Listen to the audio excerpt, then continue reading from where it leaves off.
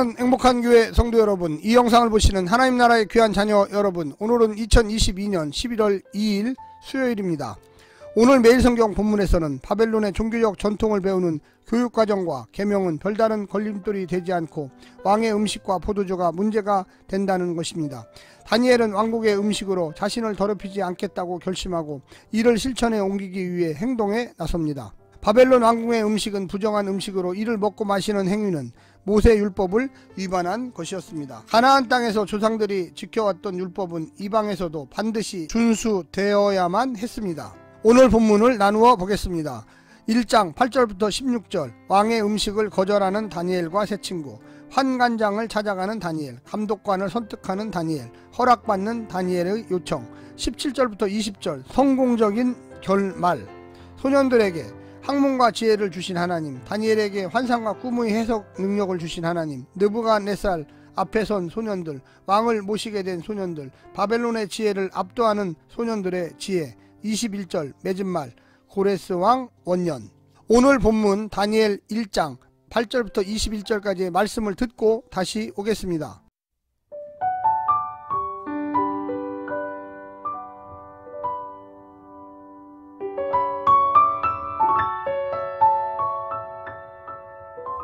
다니엘은 뜻을 정하여 왕의 음식과 그가 마시는 포도주로 자기를 더럽히지 아니하리라 하고 자기를 더럽히지 아니하도록 환관장에게 구하니 하나님이 다니엘로 하여금 환관장에게 은혜와 긍휼을 얻게 하신지라. 환관장이 다니엘에게 이르되 내가 내 주 왕을 두려워하노라. 그가 너희 먹을 것과 너희 마실 것을 지정하셨거늘 너희의 얼굴이 초췌하여 같은 또래의 소년들만 못한 것을 그가 보게 할 것이 무엇이냐. 그렇게 되면 너희 때문에 내 머리가 왕 앞에서 위태롭게 되리라 하니라. 환관장이 다니엘과 하나냐와 미사엘과 아사랴를 감독하게 한 자에게 다니엘이 말하되 청하오니 당신의 종들을 열흘 동안 시험하여 채식을 주어 먹게 하고 물을 주어 마시게 한 후에 당신 앞에서 우리의 얼굴과 왕의 음식을 먹는 소년들의 얼굴을 비교하여 보아서 당신이 보는 대로 종들에게 행하소서 하매 그가 그들의 말을 따라 열흘 동안 시험하더니 열흘 후에 그들의 얼굴이 더욱 아름답고 살이 더욱 윤택하여 왕의 음식을 먹는 다른 소년들보다 더 좋아 보인지라. 그리하여 감독하는 자가 그들에게 지정된 음식과 마실 포도주를 제하고 채식을 주니라. 하나님이 이 네 소년에게 학문을 주시고 모든 서적을 깨닫게 하시고 지혜를 주셨으니 다니엘은 또 모든 환상과 꿈을 깨달아 알더라. 왕이 말한 대로 그들을 불러들일 기한이 찼으므로 환관장이 그들을 느부갓네살 앞으로 데리고 가니 왕이 그들과 말하여 보매 무리 중에 다니엘과 하나냐와 미사엘과 아사랴와 같은 자가 없으므로 그들을 왕 앞에 서게 하고 왕이 그들에게 모든 일을 묻는 중에 그 지혜와 총명이 온 나라 박수와 술객보다 10배나 나은 줄을 아니라. 다니엘은 고레스 왕 원년까지 있으니라.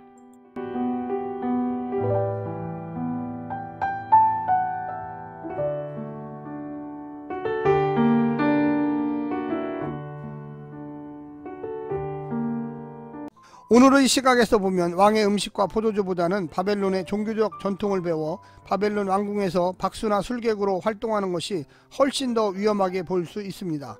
다니엘의 결심은 주전 6세기 이후의 유배지 환경과 정함과 부정함의 신앙을 고려해서 이해해야 합니다. 구약시대의 제의적 결정은 거룩하신 하나님께 나아가는 전제 조건이었습니다.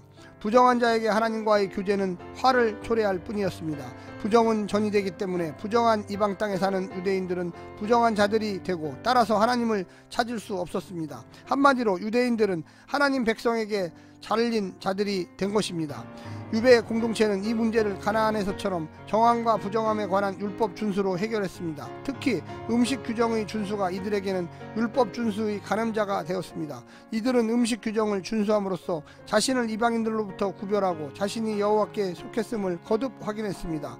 음식에 관한 다니엘의 시련과 시험은 유배 공동체의 경험이기도 했습니다. 오늘 본문을 세 부분으로 나누어 자세히 설명드리겠습니다. 첫 번째, 바벨론의 특권을 거절하다.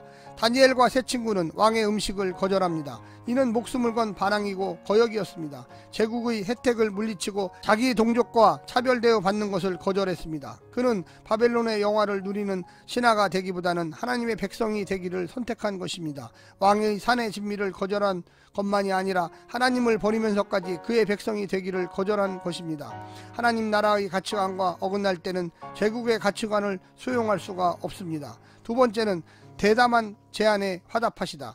다니엘과 친구들의 결정은 환관장을 공경에 빠뜨릴 수 있는 것이기에 거절당했습니다. 하지만 이에 포기하지 않고 이번에는 창의적인 제안을 통해 감독을 설득했습니다. 10일 동안 왕의 진미 대신에 채소와 물만 먹은 후에 자신들의 상태를 왕의 진미를 먹은 사람들과 비교해보게 한 것입니다. 그들이 믿는 것은 채소와 물이 가져다줄 효과가 아니라 여호와 하나님을 향한 자신들의 믿음에 대한 하나님의 계획과 돌보심이었습니다. 은혜와 긍휼의 하나님은 다니엘과 세 친구의 얼굴을 더 낮게 하셔서 이들의 믿음에 화답하신 것입니다. 바벨론을 향한 당신의 주권을 일상에서도 증명하셨습니다. 마지막 세 번째는 바벨론이 더 가까이 품다. 하나님은 이 청년들에게 학문에 능하게 하시고 실질적인 지혜를 주시고 특별히 다니엘에게는 환상과 꿈을 깨달을 수 있는 능력을 주셨습니다. 바벨론의 언어도 몰랐던 이들에게 3년은 길지 않은 시간임에도 그들이 이 어려운 공부를 해낸 것은 전적으로 하나님의 도우심 덕분이었습니다. 이제 다니엘과 세 친구는 느부갓네살 왕을 모심으로써 바벨론의 중심부로 진입합니다. 포로들을 의지해야 할 만큼 바벨론은 아무것도 아니었습니다. 하나님이 주신 지혜와 총명과 꿈을 해몽할 수 있는 능력을 가진 자들이 아니면 바벨론은 운영될 수 없었습니다. 오늘 하루도 하나님의 놀라운 축복과 은혜 가운데 하나님의 말씀을 묵상하시면서 행복하게 사시기를 간절히 부탁드립니다. 샬롬.